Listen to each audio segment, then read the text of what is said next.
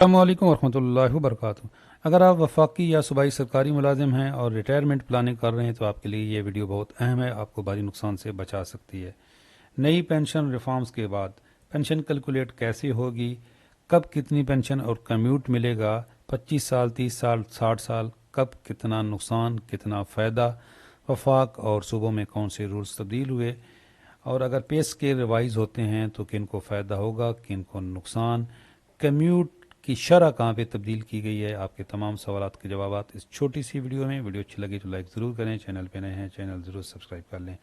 Calculate करके भी दिखाएंगे 25 साल, 30 साल और उसके दरमियान भी कितना कम्यूट बनेगा, कितनी पेंशन बनेगी, रूल्स कौन से तब्दील हुए। वफाक की बात करें तो ये 1 जनवरी 2025 को एक कट लगा।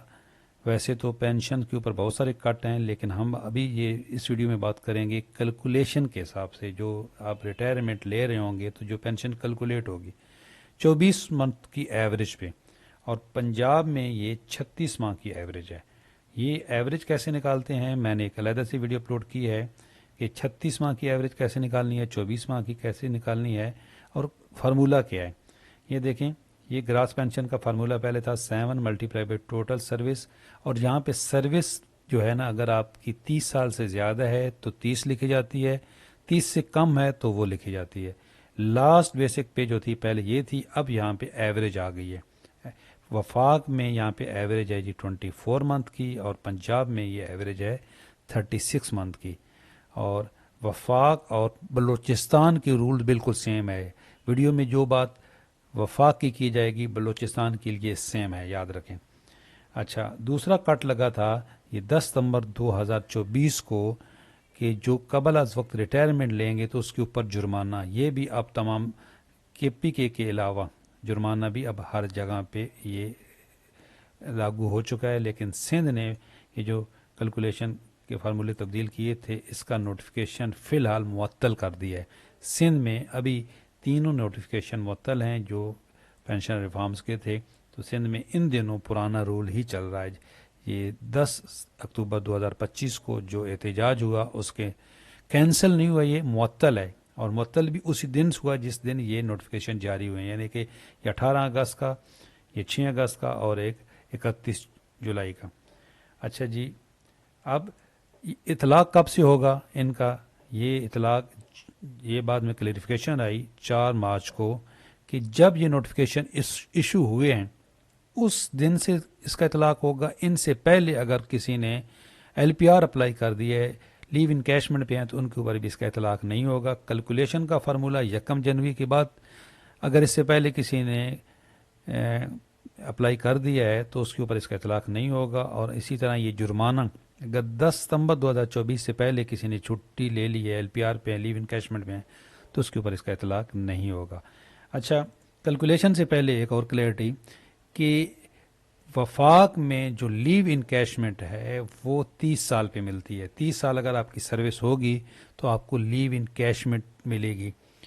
इसलिए 30 साल से पहले वफाक में रिटायरमेंट लेने अगर मजबूरी नहीं है तो बिल्कुल भारी नुकसान है। एक तो कैलकुलेशन का फार्मूला, यहाँ पे भी नुकसान होगा, अभी हम आपको कैलकुलेट करके बताते हैं। दूसरी, आपको लीव इनकैशमेंट नहीं मिलेगी। पंजाब में लीव इनकैशमेंट 26 साल है सर्विस, लेकिन वहाँ पे लीव इनकैशमेंट का फार्मूला ही तब्दील कर दिया इनिशियल बेसिक पे। वफाक में रनिंग बेसिक पे है लीव इनकैशमेंट भी। अच्छा, इसी तरह एक और क्लैरिटी, जो फार्मूला है कम्यूट का वो पुराना ही है वफाक में और तमाम सूबों में। सिर्फ पंजाब में कम्यूट का फार्मूला भी तब्दील किया गया जी। वफाक में 25 साल की, ये देख रहे हैं, कम्यूट 25%, कम्यूट पर 25% हो जाएगा और 75% आपकी पेंशन बनेगी। तो जो शरह तब्दील की गई है कम्यूट की और पेंशन की वो भी पंजाब में की गई है। वफाक में और बाकी तमाम सूबों में 35 और 65 ही है। एक ये क्लैरिटी हो गई। पे स्केल रिवाइज होने का किन को फ़ायदा है किन को नुकसान, ये जो कैलकुलेशन का फार्मूला तब्दील हुआ है इसके बाद जितना पे स्केल रिवाइज होने के बाद आप लेट रिटायरमेंट लेंगे इतना फ़ायदा है।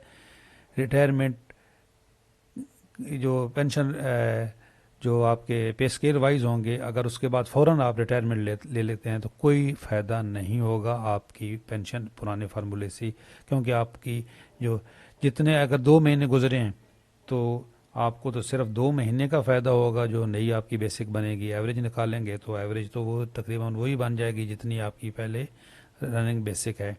तो हाँ, जहाँ पे ये फार्मूला तब्दील नहीं हुआ कैलकुलेशन का केपीके में, वहाँ पे स्केल वाइज होने का फ़ायदा हो जाएगा। और इन दिनों सिंध में मुअत्तल है, अगर सिंध वाले इसको कैंसिल करवा लेते हैं तो फिर सिंध में फ़ायदा होगा। बाकी पे स्केल वाइज होने का भी इतना फ़ायदा नहीं है वफाक में और पंजाब में। अच्छा जी, अब कैलकुलेट करके दिखाते हैं। एक तो हमने आपको ये बताया कि 30 साल से पहले रिटायरमेंट लेने का 2 नुकसान है। एक, लीव इन कैशमेंट नहीं मिलेगी। दूसरा, फार्मूले में 30 साल से कम अगर आपकी सर्विस है तो वही लिखी जाएगी, 30 नहीं लिखी जाएगी। अब हमने एक बंदे की बेसिक ली है 55,600 और ये BPS 15 का बंदा है। इसकी कम्यूट कितना बन रहा है जी? ये अगर फेडरल मुलाजिम है, ये AGPR का अपना कैलकुलेटर है। वैसे एक और कैलकुलेटर भी है, ये मैं दोनों आपके साथ शेयर कर दूंगा, दोनों पे सेम ही बनती है, मैं चेक भी अभी की है। ये AGPR का है। इसमें आपने कुछ भी नहीं डालना, आपने यहाँ पे अपना नाम लिख देना है। यहाँ पे आपने ये डालना है कि आप रिटायरिंग सुपर एन्युएशन, यानी कि आप 60 साल पे जा रहे हैं या 25 साल पे जा रहे हैं। तो एक बंदा है जी, उसकी डेट ऑफ बर्थ है 1977 की, 2000 में भर्ती हुआ, 2025 में रिटायरमेंट ले रहा है, 25 साल इसकी सर्विस है। ये देखें, 2000 में भर्ती हुआ और 2025 में ये रिटायरमेंट ले रहा है। तो इसकी सर्विस कितनी बनेगी? 25 साल। और इसका कम्यूट बनेगा 25,86,000। और इसकी जो नेट पेंशन बनेगी वो 49,000 के करीब बनेगी। जो इसकी रनिंग बेसिक है, ये देखें, इससे कम बन रही है। लेकिन अगर यहाँ पे ये इसकी सर्विस बढ़ा दी जाए, ये 30 साल पे जाए, 30 साल पे गया है जी। अब ये देखें, इसका एक तो कम्यूट में तो कोई इतना फ़र्क नहीं पड़ा, लेकिन इसकी पेंशन पे, मंथली पेंशन पे बहुत फ़र्क पड़ गया। ये देखें, तकरीबन 20,000 का फ़र्क पड़ गया। तो एक तो यहाँ पे फ़र्क पड़ गया क्योंकि फार्मूला तब्दील हो गया, अब 30 से ये मल्टीप्लाई होगा। दूसरा, यहाँ पे इसको लीव इन कैशमेंट भी मिलेगी। तो वफाक की अगर आप मुलाजिम हैं, मजबूरी नहीं है, तो कम अज़ कम 30 साल सर्विस लाजमी करें। और वैसे भी यार, आप अगर आप वफाकी मुलाजिम हैं तो ये अब हायरिंग इतनी बढ़ गई है, नौकरी करते रहें चुप करके, ये हायरिंग ही पर मंथ, ये भी तो नुकसान हो जाएगा ना, आपकी हायरिंग भी बंद हो जाएगी अगर आप रिटायरमेंट ले लेते हैं। तो हायरिंग भी बढ़ गई है और जो नुकसान होने थे भारी वो हो चुके हैं, या तो इससे पहले ले लेते, ये जो कैलकुलेशन के फार्मूले तब्दील हुए हैं। तो अब कम से कम 30 साल सर्विस करें। 30 साल के बाद, अच्छा 30 साल से ऊपर जाएंगे तो आपकी पेंशन में तो कोई फ़र्क नहीं पड़ेगा, कम्यूट में फ़र्क पड़ेगा, कम्यूट कम होता जाएगा। ये देखें, ये अगर एक बंदा है, उसकी ये 37 साल पे ये तकरीबन इसकी सुपर एन्युएशन भी हो जाएगी और 60 साल पे ये जाता है, तो इसकी देखें 20 लाख हो गया कम्यूट, और बेसिक नेट पेंशन इसकी वही रहेगी। अब कुछ लोग ये कह रहे होंगे कि यार जब ये 30 साल पे जाएगा तो इसकी रनिंग बेसिक भी तो बढ़ जाएगी। बिल्कुल बढ़ जाएगी। मैं तो ये ले रहा हूँ कि अगर एक बंदा है, उसकी 55,600 रनिंग बेसिक है इस वक्त, और वो 60 साल पे रिटायरमेंट ले रहा है। वैसे जो जिस बंदे की हमने पहले कैलकुलेट की है, वो तो फिर जैसे जैसे ईयर गुजरेंगे तो उसकी यहाँ पे इंक्रीमेंट भी लगते जाएंगे। तो इस वीडियो से ये पता चला, ये इस कैलकुलेशन से, कि अगर आप रिटायरमेंट लेते हैं तो कम अज़ कम 30 साल से पे अगर रिटायरमेंट लेते हैं तो वो सबसे बेस्ट है। 60 साल पे अगर आप करते रहते हैं तो वो भी फ़ायदा है, लेकिन आपका कम्यूट कम हो जाएगा।